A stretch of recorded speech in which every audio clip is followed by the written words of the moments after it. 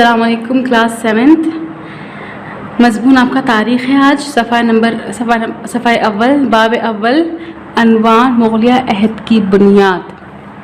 مغلیہ عہد جو نام آپ کو بتا رہا ہے کہ مغلیہ دور سلطنت کی بنیاد کہاں سے پڑی, کس نے اس کی بنیاد رکھنے میں جد و جہد کی, ساری ناکامیاں, کوششیں اور دیگر جو ہے وہ مراحل تمام سے جس طرح کے جو بادشاہ گزرے اور جو انہوں نے جو قربانیاں دیں اور یہ کیا کہہ سکتے ہیں محنت کی, وہ تمام آج ہم پڑھیں گے. سب سے پہلے جو ٹاپک ہے وہ آپ کا ہے زہر الدین بابر. زہر الدین جو ہے جو مغلیہ سلطنت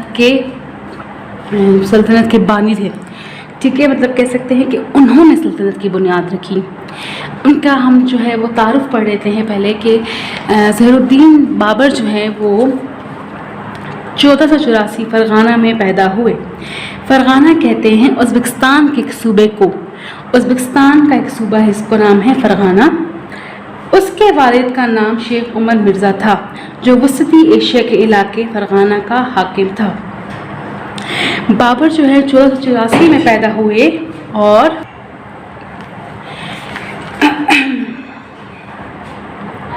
بابر کے جو والد تھے شیخ عمر مرزا وسطی ایشیا کے علاقے کے حاکم تھے. وسطی ایشیا یہاں کہا گیا سینٹرل ایشیا کو. سینٹرل ایشیا بر اعظم کا وہ حصہ ہے جس کا کوئی بھی کنارہ, کوئی سرحد سمندر سے نہیں ملتی.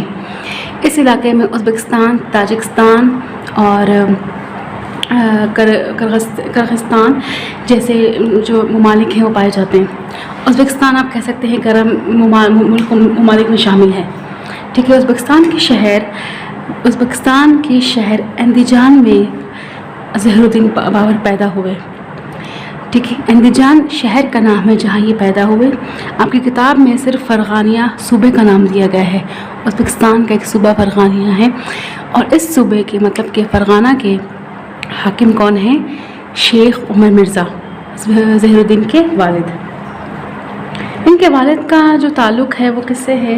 امیر تیمور کے خاندان سے ہے. اور والدہ کا جن کا نام آپ کی کتاب میں درج نہیں ہے, لیکن اگر ہم تاریخ پڑھتے ہیں تو ہمیں ان کا نام ملتا ہے قتلغ نگار بیگم خانم, قتلغ نگار خانم. ان کا تعلق جو ہے وہ چنگیز خان کے خاندان سے ہے. بابر جو ہے ان کا لقب ہے جس کا جو ان کو ان کی بہادری اور دلیری کی وجہ سے دیا گیا. تعلیم و تربیت جو ہے پیج نمبر 2 پہ آ جائے. تعلیم و تربیت جو ان کی ابتدائی تعلیم ہے ان کے والد کے علاوہ ان کی نانی اور استاد شیخ ماجد نے سر انجام دی.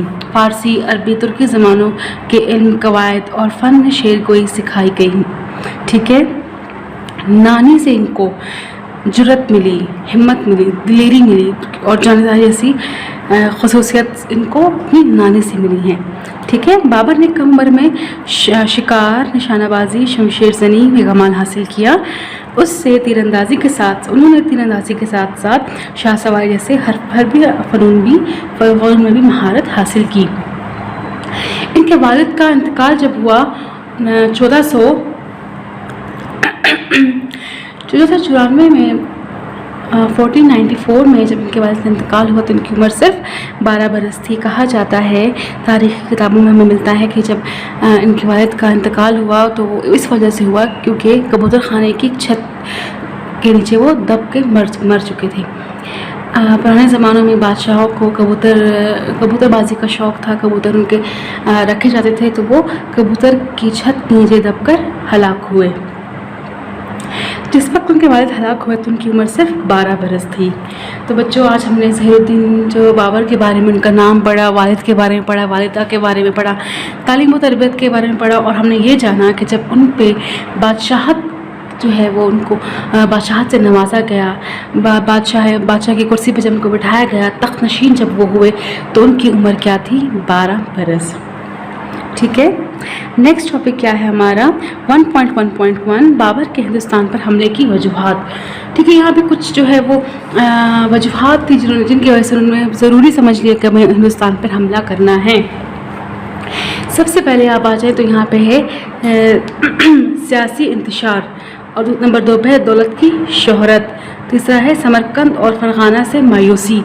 چوتھا ہے مایوس مقام کی محفوظ مقام کی ضرورت. پانچواں ہے پنجاب کا ملکیت کا دعویٰ. اور چھٹا آخری کیا ہے ابراہیم لودھی کے عمرہ اور کیا لکھا ہے دانا سانگا کی دعوت. ٹھیک ہے، یہ تمام وجوہات تھی جن کے وجہ سے ہندوستان پر حملے جو ہے وہ ضروری ہو گیا تھا. اگر ہم ڈیٹیل میں پڑھیں تو سیاسی انتشار پیج نمبر 3 پہ آپ کو دیا گیا، لیکن اس سے پہلے ہم پڑھیں گے کہ بابر کے ہندوستان پہ حملے کی وجوہات کیا تھیں. پیج نمبر 2 پہ دیا گیا ہے کہ 1526 سے بابر نے پانی پت کی پہلی جنگ میں ابراہیم لودھی کو شکست دے کر خاندان مغلیہ کی حکومت کی بنیاد ڈالی. یعنی کہ 1526 میں انہوں نے جب پہلی جنگ لڑی خانی پت جو ہے، اور انہوں نے اس کے بادشاہ یعنی کہ ابراہیم لودھی کو شکست دے کے ہرا کر خاندان مغلیہ کی بنیاد رکھی. اس وقت ہندوستان کے سیاسی حالات کچھ اس طرح تھے کہ تمام اہم صوبوں میں آزاد اور خود مختار حکومتیں قائم ہو چکی تھیں. تو یہاں جب انہوں نے حملہ کیا تو اس وقت حالات ایسے تھے ہندوستان کے، وہاں پہ خود مختار حکومتیں تھی، مطلب اس کا جو دل آ رہا تھا، جو سپیریئر ہو رہا تھا، جو طاقتور ہو رہا تھا، وہ اپنی حکومت بنا رہا تھا. ان سب کے درمیان کسی قسم کا سیاسی یا انتظامی ربط تعلق نہ ہونے کے برابر تھا. تو ان سب تمام حکومت جو بن رہی تھی خود بخود، ان کے درمیان کوئی بھی آپ کو تعلق دیکھنے کو نہیں ملتا تھا، بلکہ ان ریاستوں میں سے اکثر اپنے اثر و رسوخ کو مزید بڑھانے اور وسعت کی غرض سے ایک دوسرے سے برسر پیکار رہتی تھیں. اس وقت جنوبی اور شمالی مغربی ریاستوں کو چھوڑ کر بقایا ہندوستان میں سب سے اہم اور طاقتور گروہ راجپوتوں کا تھا. ان میں میواڑ راجستھان کا حکمران رانا سنگا اپنا اقتدار پھیلانا چاہتا تھا. تو ہم نے اس میں پڑھا کہ بابر ہندوستان جب انہوں نے پانی پت پہ حملہ کیا اور ابراہیم لودھی کو شکست دی تو انہوں نے اپنے خاندان مغلیہ کی بنیاد رکھی. جب انہوں نے دیکھا کہ ہندوستان کے حالات ایسے ہیں کہ وہاں پہ تمام جو سپیریئر پاور ہو رہی ہے، کوئی کہہ رہا ہے میں طاقتور ہوں، کوئی کہہ رہا ہے میں، تو اپنی اپنی حکومتیں بنا رہے ہیں، اور جو تمام حکومتیں بنا رہے ہیں ان کا کوئی آپس میں کوئی اہم تعلق نہیں ہے. ٹھیک ہے، اور ہمیں یہ بات جاننے کو ملی کہ جو انڈیا میں یا ہندوستان میں جو تھا، جو سب سے اہم اور جو سپیریئر پاور جو تھی اس وقت کیا تھی، راجپوت تھے، راجپوتوں کا گروہ تھا. راجستھان کا ایک حکمران جو تھا اس کا نام ہے رانا سنگا. جو رانا سنگا ایک حکمران ہے جو کس کا ہے، راجستھان کا حکمران ہے. وہ کیا کرنا چاہتا تھا، وہ اپنی حکومت جو تھی، اپنا اقتدار، اپنی پاور کو پھیلانا چاہتا تھا کہ میں راجستھان کے علاوہ جو ہے پورے ہندوستان پہ جو ہے وہ قبضہ کر لوں.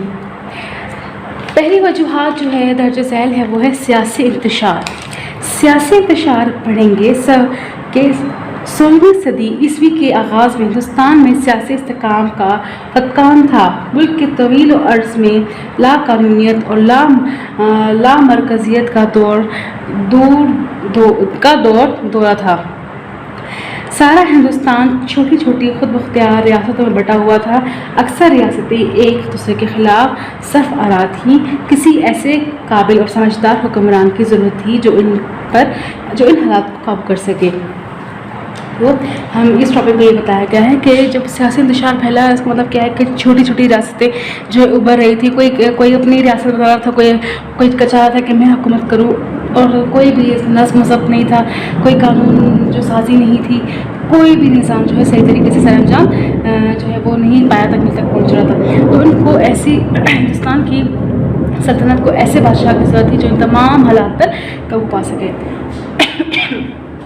نمبر 2 پہ آ جائیں، دولت کی شہرت. ہندوستان کی دولت اور ثروت کی داستانیں دور دراز کی ممالک تک پہنچی ہوئی تھیں. تو جب دولت کی شہرت سے مراد یہ ہے کہ ہندوستان جو ہے ایک وسیع ملک تھا. ٹھیک ہے، اس کی سلطنت بہت زیادہ وسیع تھی، بہت بڑے ایریا پہ مشتمل تھا. یہاں کے حکمران جو تھے عیش و عشرت کی زندگی گزارتے تھے. تجارت کا کام بھی جو تھا وہ عروج پہ تھا، اور اس کی جو دوسرے ممالک میں ہندوستان کی چیزوں کی بڑی مانگ تھی، تو دولت کی داستانیں جب بابر تک پہنچی تو اس نے فیصلہ کیا کہ مجھے بھی ہندوستان پر حملہ کرنا ہے۔ بابر اپنی کتاب جس کا نام ہے توسیق بابری میں لکھتے ہیں کہ ہندوستان کی بس ایک یہی خوبی ہے کہ یہ ایک وسیع ملک ہے، ٹھیک ہے، اور اس میں سونے چاندی کی بہات ہے۔ انہوں نے اپنی کتاب میں لکھا کہ ہندوستان میں صرف اور تو کوئی خوبی نہیں، بس اس میں یہ خوبی ہے کہ بہت وسیع ملک ہے اور اس میں کیا ہے، سونے اور چاندی جو ہے وافر مقدار میں پائے جاتے ہیں، ٹھیک۔ نمبر 3 پہ آتے سمرقند اور فرغانہ سے مایوسی۔ بابر کی بڑی خواہش تھی کہ وہ سمرقند پر قبضہ کر لے کیونکہ یہ اس کے جدہ مجدہ امیر تیمور کا امجد امیر تیمور کا دارالخلیفہ تھا۔